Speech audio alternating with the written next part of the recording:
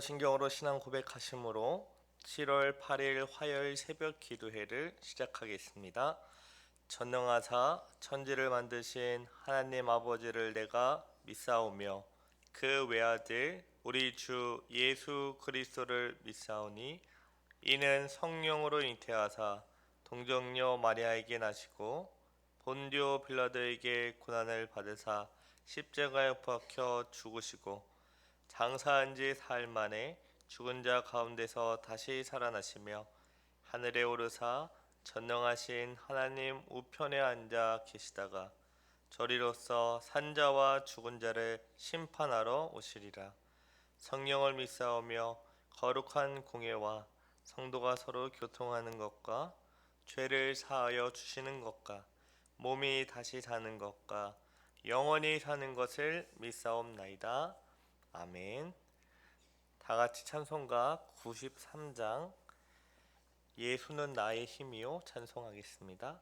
찬송가 93장입니다.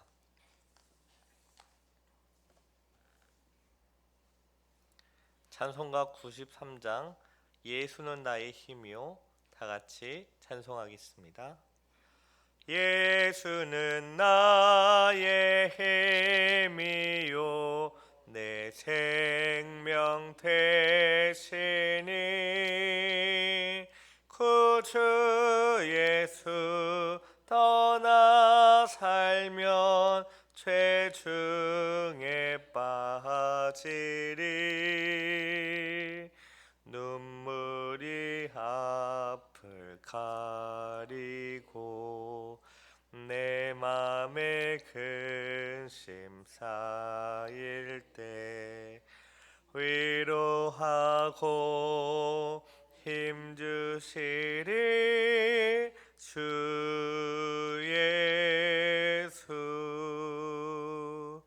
예수는 나의 힘이요 내 친구 되시니 그 은혜를 간구하면 풍성히 받으리. 햇빛과 비를 주시니 주수할 곡식 많도다. 귀한 열매 주시느니 주 예수. 예수는 나의 힘이요 내 기쁨 되시니 그 명령을 준행하여 늘 충성하겠네. 주야로 보호하시며 바른 길 가게 하시니 의지하고 따라가리 주 예수. 예수는 나의 힘이요 내 소망 되시니 이 세상을 떠나갈 때 곧 영생 얻으리. 한없는 복을 주시고 영원한 기쁨 주시니 나의 생명 나의 기쁨 주 예수. 기도하겠습니다. 하나님 아버지 감사합니다. 우리를 단잠에서 깨워주시어 주님 앞에 부르시고 주의 이름을 높이며 주의 말씀으로 하루를 시작하게 하시니 참으로 감사합니다. 무더운 날씨에 우리의 생명이 주님께 있음을 알게 하시고 우리의 모든 것이 하나님의 손길에 달려 있음을 알게 하시어 늘 하나님을 생각하고 하나님을 바라보며 하나님께 소망을 두게 하시니 참으로 감사합니다. 이 세상에서 우리가 살아가면서 필요한 것들도 있지만 그 모든 것이 하나님에게 하나님으로부터 주어짐을 다시 한번 알게 하시니 참으로 감사합니다. 그래서 비록 힘들고 어렵지라도 내가 원하고 기대한 대로 되지 않을지라도 하나님을 온전히 바라보며 하나님의 자녀답게 거룩하게 살아가는 우리 모두가 될 수 있게 하옵소서. 이제 하나님 말씀을 듣습니다. 성령 하나님 조명하여 주셔서 주의 뜻이 무엇인지 밝히 알게 하시고 우리가 이 약속의 말씀을 믿음으로 우리 삶 가운데 온전히 살아가 하나님께 영광을 돌리게 하옵소서. 감사하며 예수님의 이름으로 기도합니다. 아멘. 우리 하나님 말씀을 다 같이 보겠습니다. 로마서 7장 1절부터 6절을 다 같이 보도록 하겠습니다. 로마서 7장 1절에서부터 6절입니다.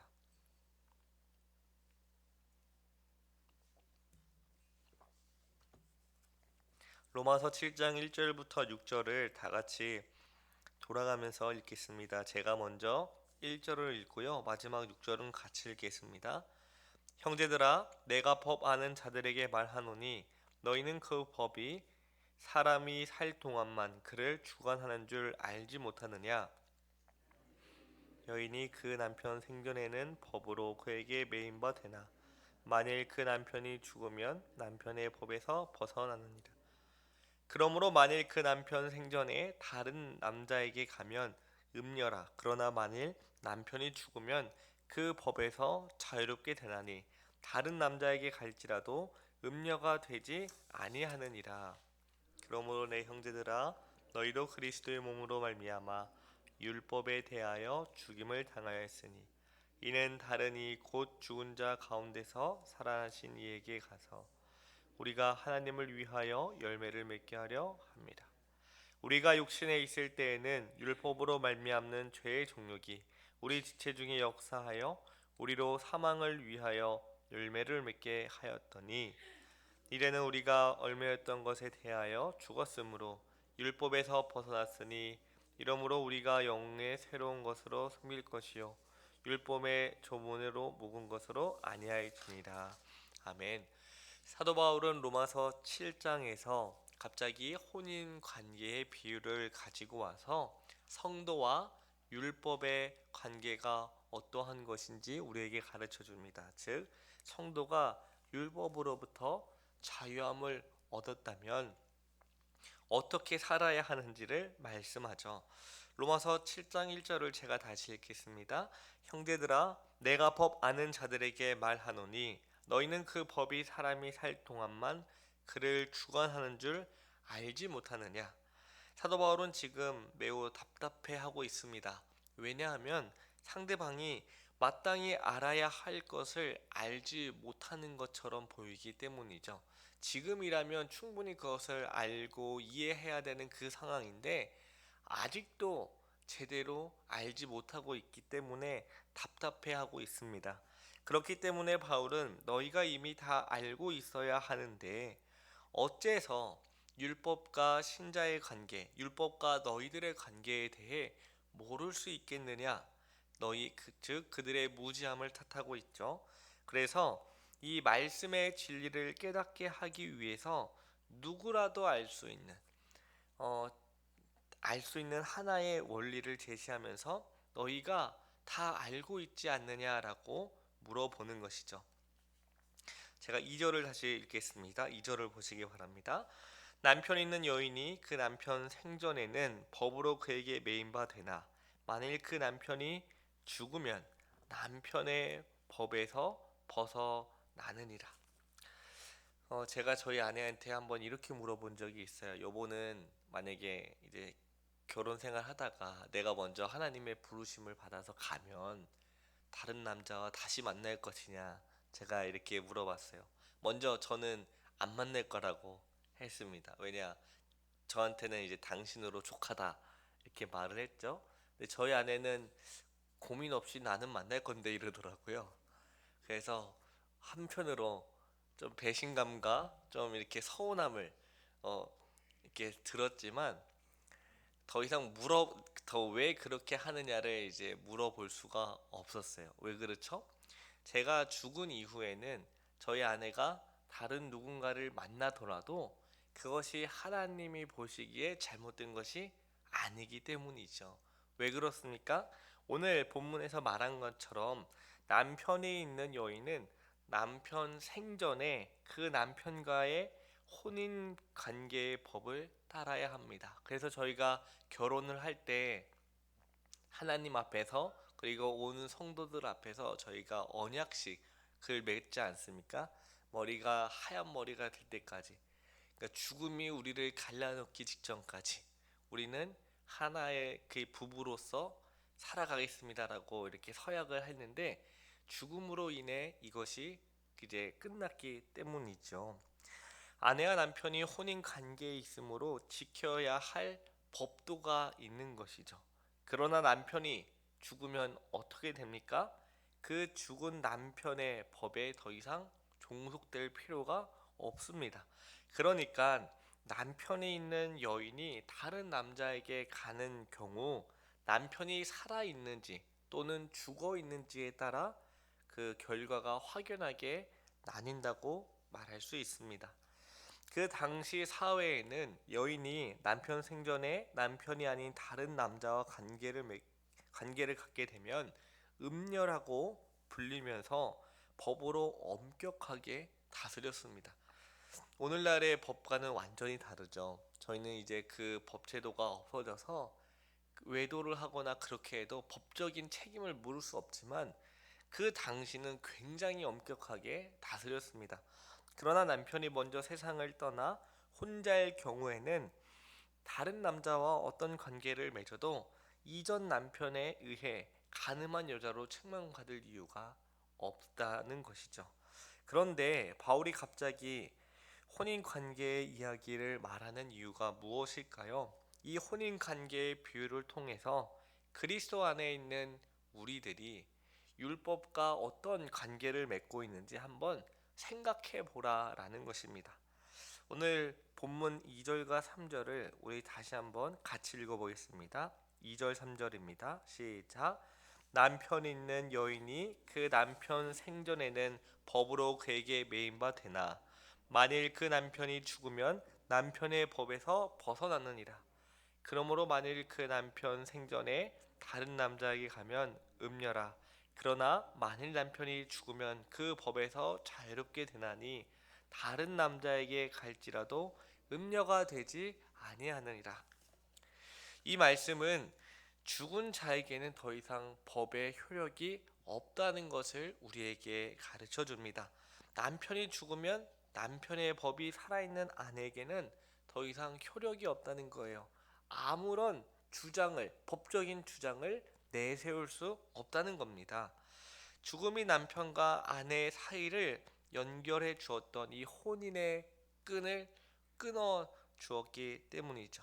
그래서 다시 말하면 죽음은 이 두 사람 사이에 묶여 있는 혼인의 끈을 완전히 끊었기 때문에 더 이상 법적으로 그들을 이렇게 종속할 수 없다고 말씀합니다.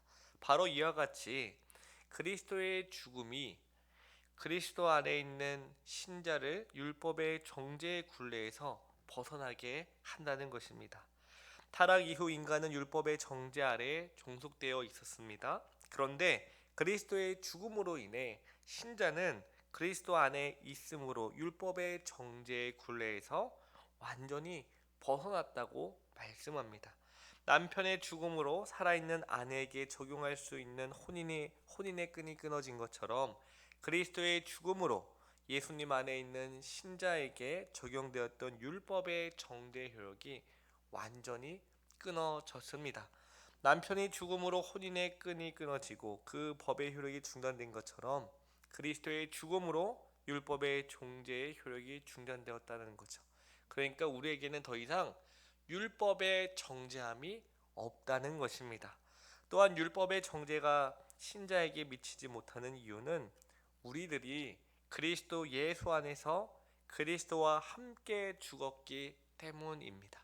예수님이 십자가에서 죽으시고 부활하신 것은 객관적인 사실임과 동시에 성령님으로 말미암아 우리가 예수님을 믿을 때 어떻게 됩니까? 나도 예수님과 함께 죽고 나도 예수님과 함께 다시 살아납니다.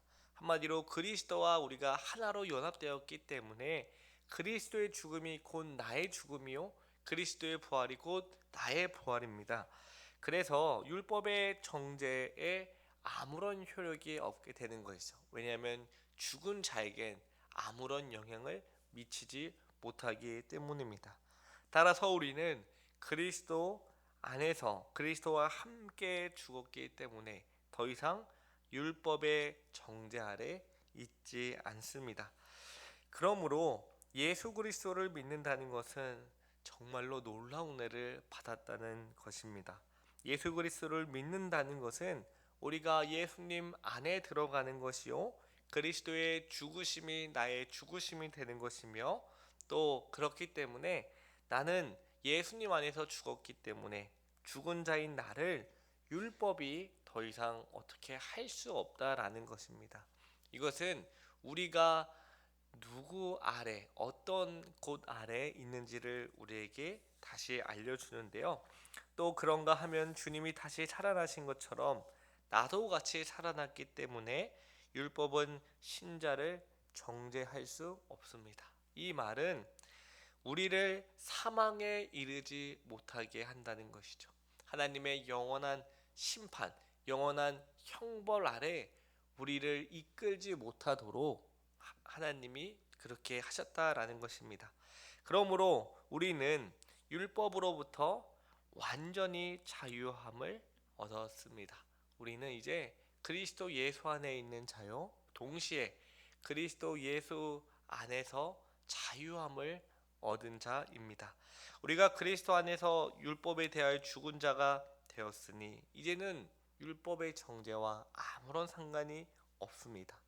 이 말은 또 다시 다른 말로 하면 우리가 의롭게 된 자라는 사실을 의미합니다.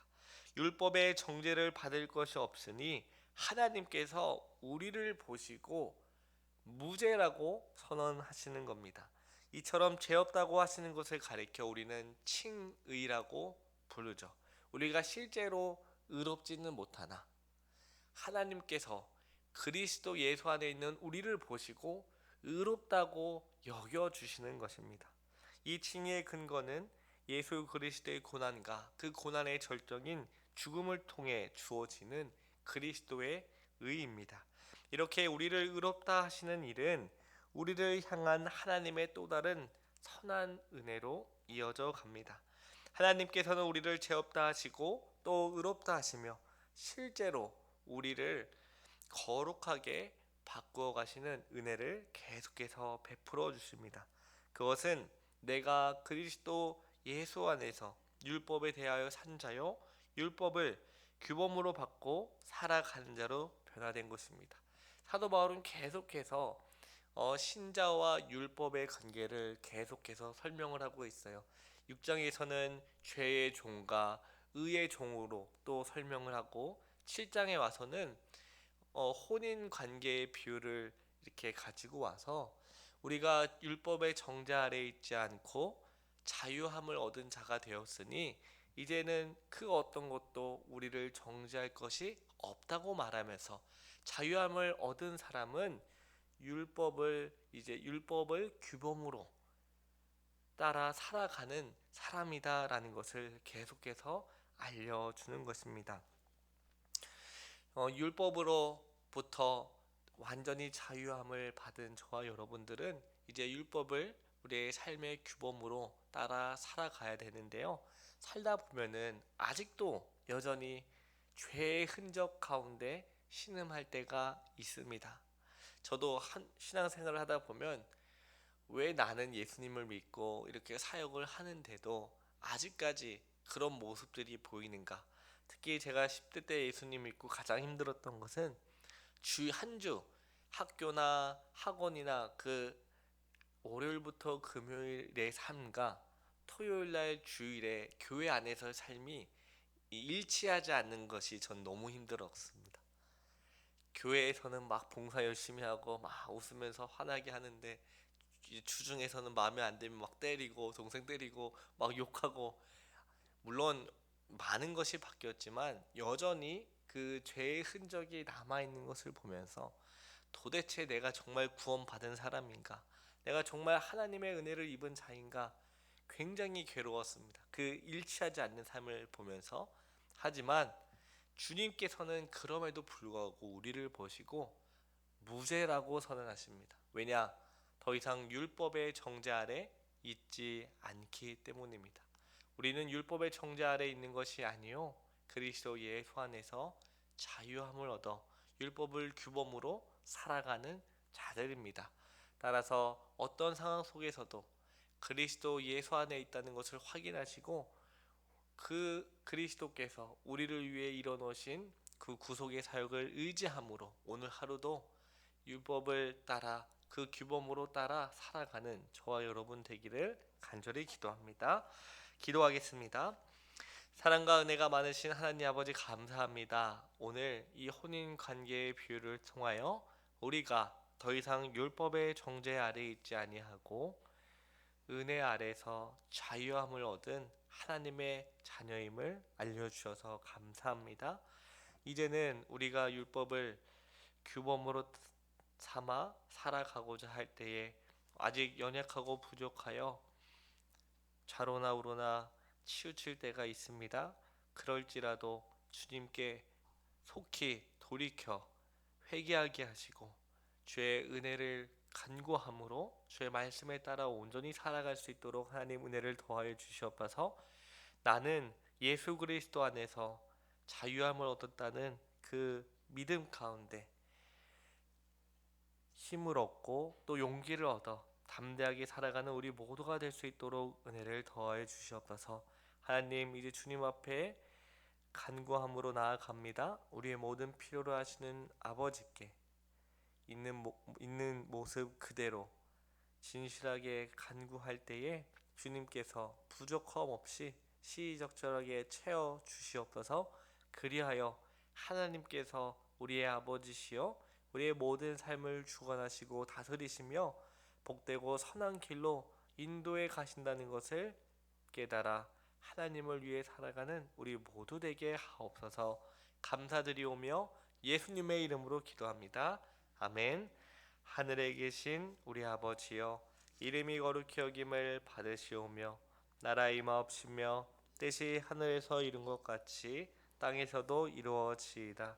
오늘날 우리에게 일용할 양식을 주옵시고 우리가 우리에게 죄 지은 자를 사하여 준 것 같이 우리의 죄를 사하여 주옵시고 우리를 시험에 들게 하지 마옵시고 다만 악에서 구하옵소서. 대개의 나라와 권세와 영광이 아버지께 영원히 있사옵나이다. 아멘.